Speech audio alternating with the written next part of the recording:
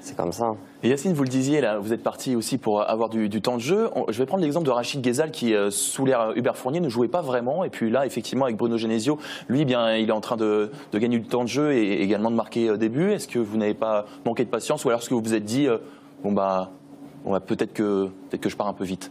Non, exactement. Comme vous avez dit, Rachid Ghezal, j'étais un peu dans ce cas-là. Avec le coach Hubert Fournier, je n'avais pas la confiance, il ne me faisait pas jouer. Il me l'avait dit clairement qu'il ne me ferait pas jouer. Moi, j'ai décidé de prendre mon envol. Aujourd'hui, j'en suis content, je suis heureux de ma décision et chacun a son destin. Rachid a préféré attendre, c'est une circonstance, ça fait partie de son destin, tant mieux pour lui. Et voilà, chacun a choisi sa route.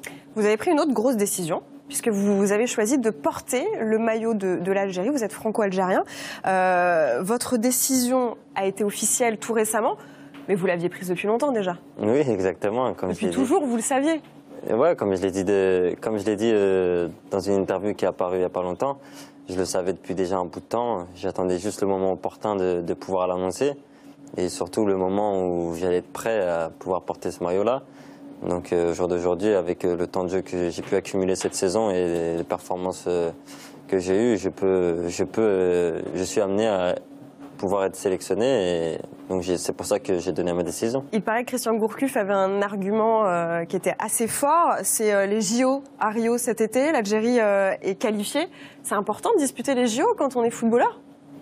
Ouais, les JO c'est quelque chose d'incroyable quand même. C'est une compétition planétaire. Maintenant, moi, je me concentre sur ma fin de saison avec le LOSC.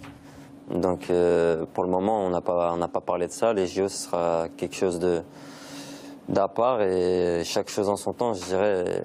Quand les JO viendront, on se posera la question et on verra. Il y a des équipes qui ne participent pas aux Jeux, comme la France. Comme la France, l'équipe de France féminine ira aux Jeux Olympiques, mais c'est vrai que les Bleus, depuis l'affaire Kurzawa, je ne sais pas si vous en souvenez, vous savez ce geste contre la Suède, l'équipe de France avait perdu ce match barrage retour à l'Euro, pas de qualification à l'Euro, pas de qualification aux JO. Une petite anecdote, Yacine, vous allez me dire si ce que je vais vous raconter est vrai ou pas. Il paraît que vous n'avez pas toujours joué devant, que vous avez aussi joué gardien à l'âge de 12 ans, et un petit moment, à Caudebec. Ouais, et que si vous aviez joué gardien, c'est parce que vous aviez quelques petits kilos en trop. Ouais, exactement, ouais, c'est ça. À l'époque, j'étais un peu bouboule. C'était il y a longtemps alors. Ouais, c'était il y a longtemps. Et on vous a mis au régime? Ouais, non, c'est moi avec mon ancien coach de l'époque qui était un bon ami qui m'a mis au régime, exactement. On faisait des tours de terrain en plus. On allait... Fini les burgers, fini les boissons gazeuses. Exactement. Mon rêve, c'était d'être footballeur professionnel, donc fallait faire des sacrifices. Et aujourd'hui, je suis très content et je peux en remercier mon ancien coach Saïd Mezioun de m'avoir aidé à réaliser mon rêve. Rassurez-nous, vous faites des petits écarts aujourd'hui ou vous faites toujours très très attention? Non, je fais très très attention, c'est important.